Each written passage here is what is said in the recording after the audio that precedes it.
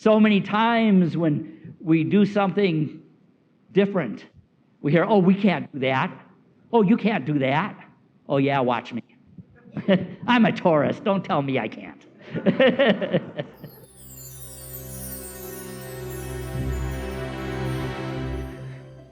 We are in the midst of our journey through learning how to manifest miracles, why we manifest miracles, and what kind of miracles we can manifest as individuals and as a community, as a church, as a spiritual center, as a gathering of like-minded people. Yes? We've also learned that miracles are not rare, inexplicable events that happen outside the realm of nature and science. They are not reserved for saints and prophets. They are natural outcomes of spiritual awareness, natural outcomes of living in harmony with divine mind. We've talked last week about how imagination is where miracles start. You have to have a vision of what miracle it is you want to unfold. You don't have to know the specifics. You don't have to know each individual step. But we have to have a vision because everything starts where? In imagination. Yes, we create an image of what can be. And while the world may say it's not possible, all things are possible.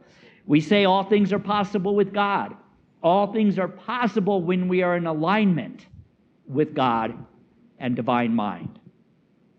As I've said before, and I'm going to say it throughout this series until we really get it, miracles are not for the lucky, they are for the willing. Very good. Miracles are not for the lucky, they are for the willing. Write that down.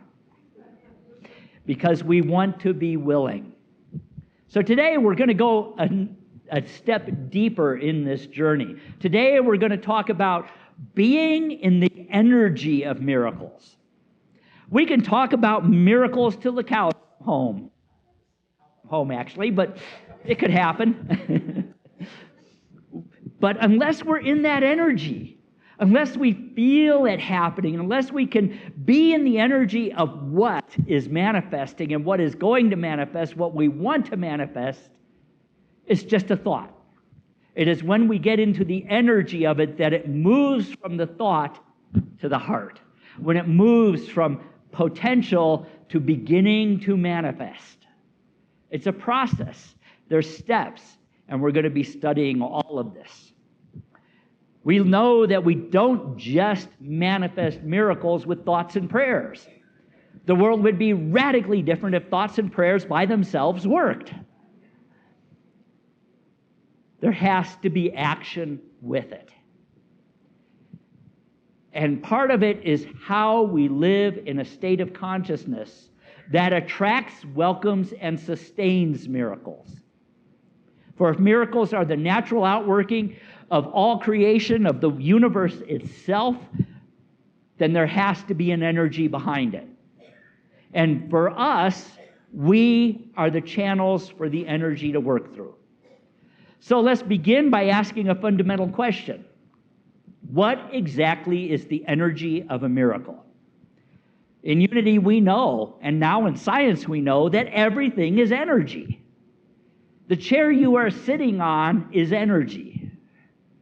Charles Fillmore wrote in the book, The Revealing Word, all is mind, and mind expresses itself through ideas, which manifest as forms. We, all of us, are part of an energetic field that is constantly responding to our thoughts, our beliefs, our emotions, and we manifest the world from that response. But the most important part of that process is the vibration that we are in. In quantum physics, we learned that at the subatomic level, everything is vibrating. Energy is vibration itself. Electrons do not move in predictable lines. You know, we talk about electrons flowing through wires. I found out this week they don't. They don't move at all except they vibrate. And it's waves of vibration that light the lights, that project my voice through our sound system. All things exist as probability and potential until we put our influence into it. That's called the quantum field, sometimes the unified field. In Buddhism, it's the sea of infinite possibility. In Christianity, the kingdom of heaven. So what makes a particular reality collapse from energy and vibration into form? Well, in quantum physics, we've learned that the thing that causes that is conscious observation, focused intention. In other words, what you are aware of and what you put your attention on is what manifests in your life. You are powerful. You truly are, more than you have ever imagined. It's not just science. This is what Jesus was teaching. In Matthew 9, he said, according to your faith, let it be done unto you. He wasn't saying according to your faith, depending on what religion you are. According to your belief in what you are manifesting, in what you are creating, in your own power and your own ability. Let it be done unto you. The writer of Hebrews reminded us, faith is the substance of things hoped for, the evidence of things not seen. It all starts in faith and imagination. And so the energy of a miracle is the same energy as love, faith, and alignment with the divine. Miracles are natural to divine energy. They are not interruptions in the law of nature. They are the natural result of living in harmony with higher spiritual law. It's simply what happens when spiritual law overrides the limitations of our beliefs. That's all it is. In his book, The Universe is Calling, Eric Butterworth wrote, the great truth taught by the mystics of all ages is that you do not need to seek God, for you are already in God. You need not enter into the presence of God, for you are already there.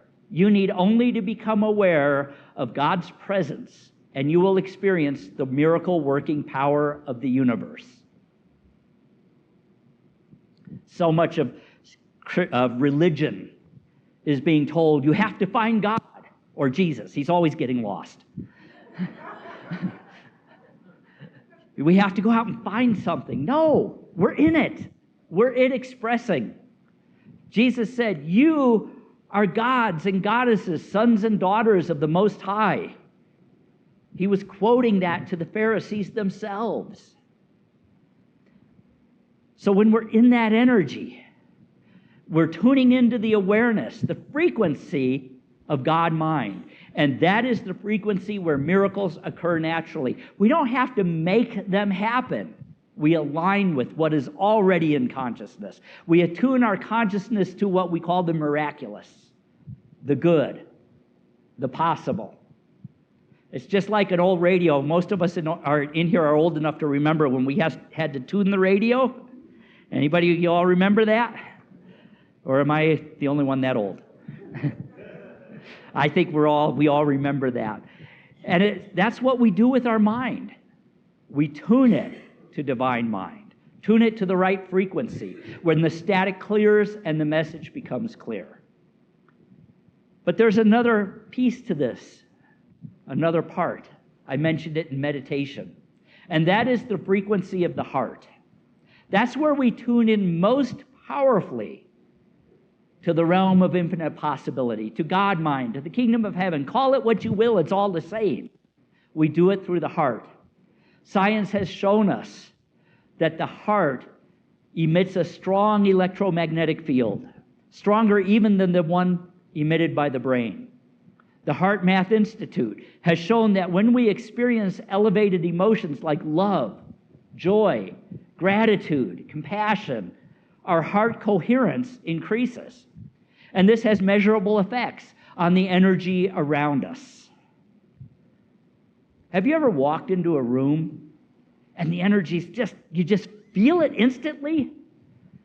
I feel it when I come in here. You feel that vibration. Likewise, you can walk into a room where somebody's been very negative or something negative has been happening, and it kind of sucks you down, doesn't it? You feel it. That's because it's real. Myrtle Fillmore said, we have to learn to pray from the heart. That is lifting that energy up. That is spreading that energy out. She said, prayer is not asking things of God. It is lifting of consciousness. So what if being in the energy of miracles is not about doing more, but about being more present, being more grateful, being more heart-centered? Miracles happen when our mind is still and our heart is open. So how do we practice getting into that frequency? How do we practice being in the energy of miracles? Well, there's 4 key practices. The first is knowing the why.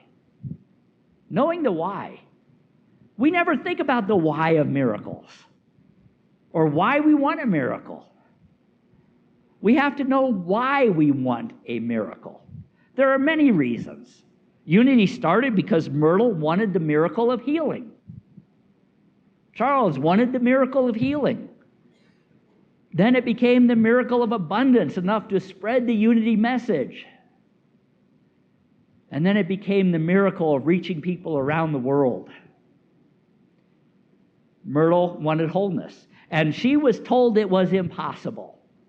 But I love that word impossible. Do you know it's not in the dictionary? I bet you all are going to go home and look it up. It is.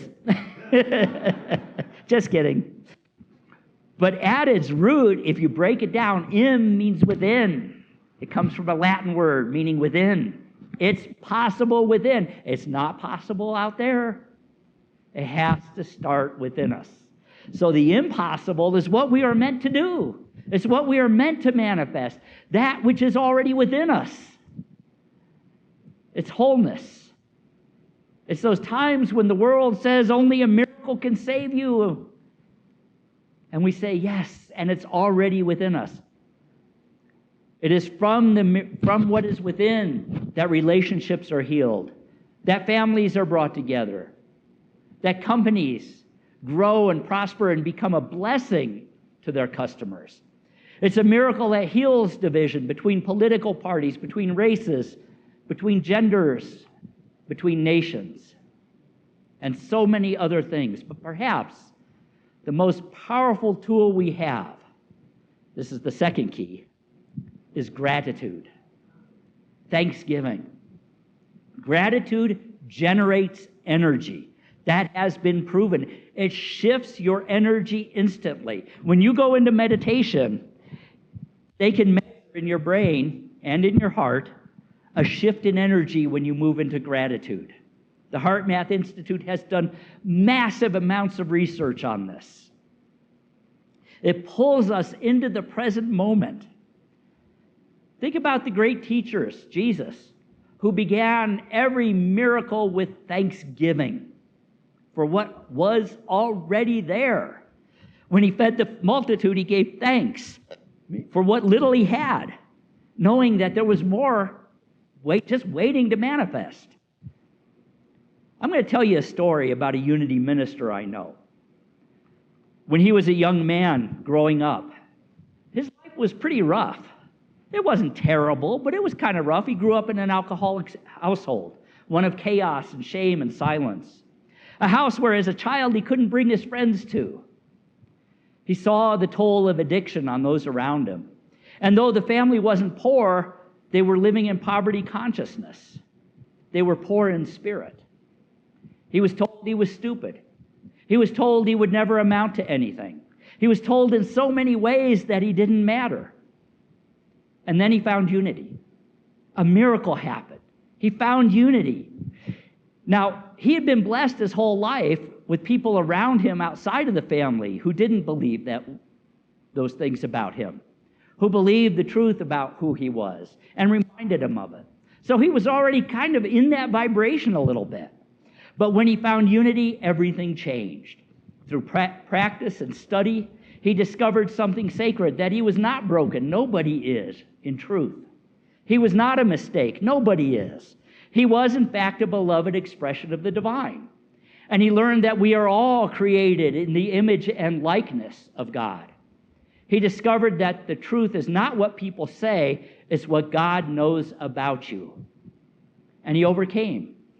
He overcame a lack of formal education by never stopping learning. He overcame a rule that said you couldn't become a Unity minister without a college degree.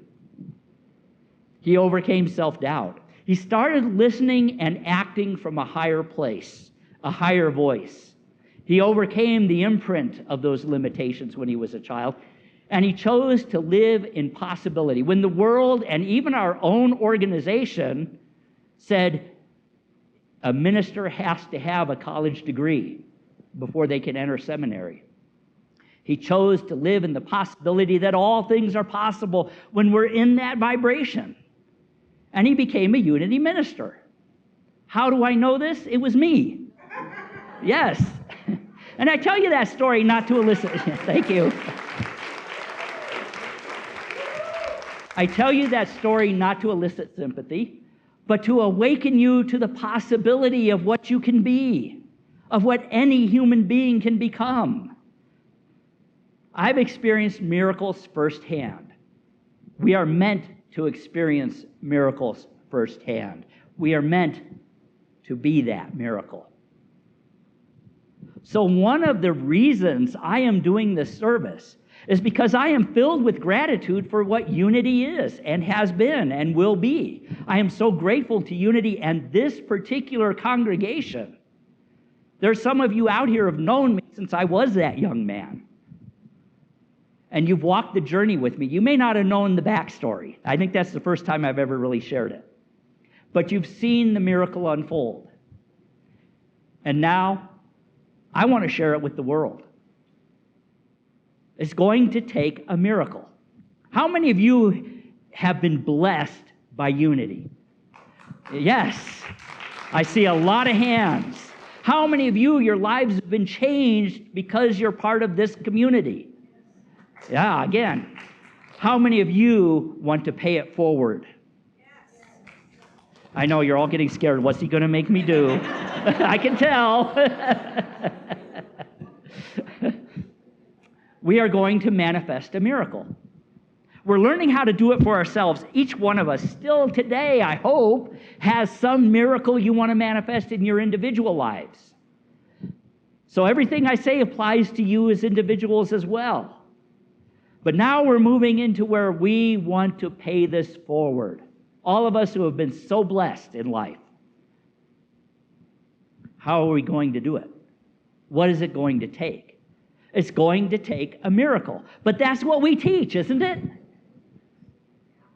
Oh boy. Okay. It's going to take a miracle. And that's what we teach, right? Or at least that's what you're learning. We are called to grow beyond these four walls. That doesn't mean we're going to discard the four walls, okay? But we are called to grow beyond them, to expand our reach, to expand our impact, to expand our presence in Albuquerque and beyond. I have a vision, and I'm hoping you catch it too. A vision that will take all of us, not just me. A vision that requires miracle energy. So I ask you to reflect with me for a moment. What has Unity given you? How would your life be different if you had never found these teachings? Are you grateful? Then I invite you to join me. Join me in manifesting a miracle. Join me in a miracle of greater reach and deeper love for the world around us. It won't require any more money or time than you already give. By the way, a lot of people are on vacation. You can still give while you're on vacation. Okay, just saying. But it won't require more. What it will require is your presence, your energy, your willingness to stand in gratitude and radiate that into the world. Gratitude is the most powerful actor of miracle energy there is. What are we grateful for? We're grateful for growth, personal and communal. We're grateful for healing. We're grateful for truth. We're grateful for the friends we've made here. We're grateful for learning to see the light in ourselves so that we can see it in every human being. That's where the miracle begins, in that gratitude. And I believe deeply, joyfully, and with all of my heart that we are in the energy of miracles right now. At least one person believes it with me. Okay, we're making progress. And I believe that the energy of miracle consciousness, the vibration of it, has the power to attract the resources we need to make our dream come true. And what we need now is even beginning to move forward and move toward us from every direction, known and unknown, expected and unexpected. There is someone or someone's out there that are going to feel the energy we create, that are going to become aware of who we are, what we do, what we dream, and what more we can do. It's happened before. I don't know how many of you have ever heard of Sir John Templeton. He was born in 1912 and made his transition in 2008. He is the founder of Templeton Growth Funds and many other things. He became very wealthy, and he was also very unorthodox in his ideas of prosperity, in his ideas of being in the flow, in his ideas of philanthropy. In fact, he was so unorthodox that he was known by traditional people as the great contrarian, because he was not afraid to speak his truth. And one of the things he truly believed was that the science of spirituality needed to emerge and come together with science itself as tools for making an abundant life for all people, or as we say in Unity, co-creating a world that works for all. He believed it was possible. And though he was a Presbyterian, he loved and practiced Unity teachings. And he believed so powerfully in these teachings that he gave Unity a permanent grant of millions of dollars a year. And it's continuing through his foundation. In his book, Riches for the Mind and Spirit, a treasury of words to help inspire and live, he wrote this: "The wisdom we find teaches us that happiness does not come to us, but through us. It is a journey, not a stopping place.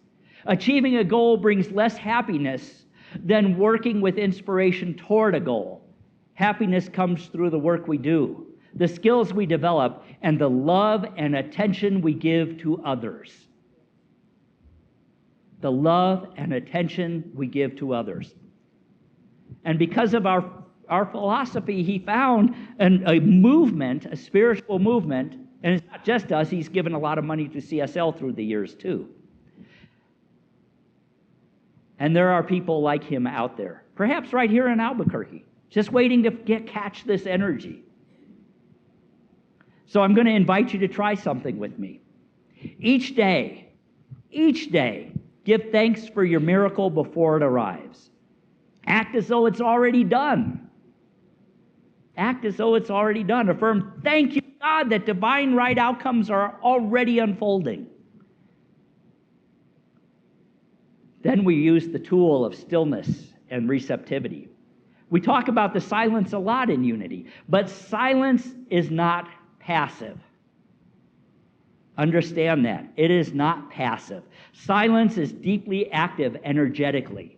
The quantum field does not respond to frantic effort, but to clear intention paired with stillness. This is where prayer and meditation become more than just a spiritual practice. They are energy alignment tools. You want to align with that energy?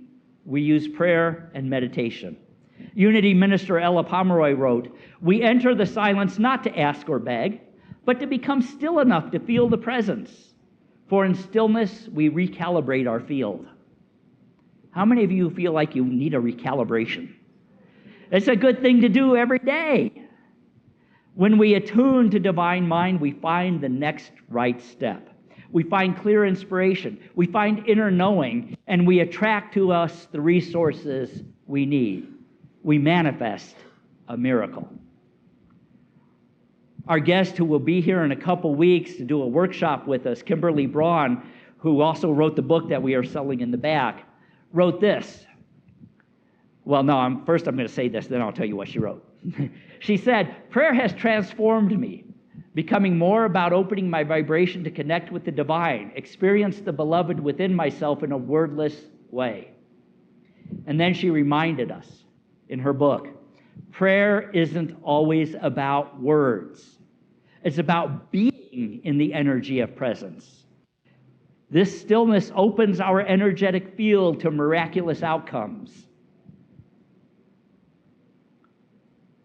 Once we do that, then we begin the third key. We begin speaking the language of miracles.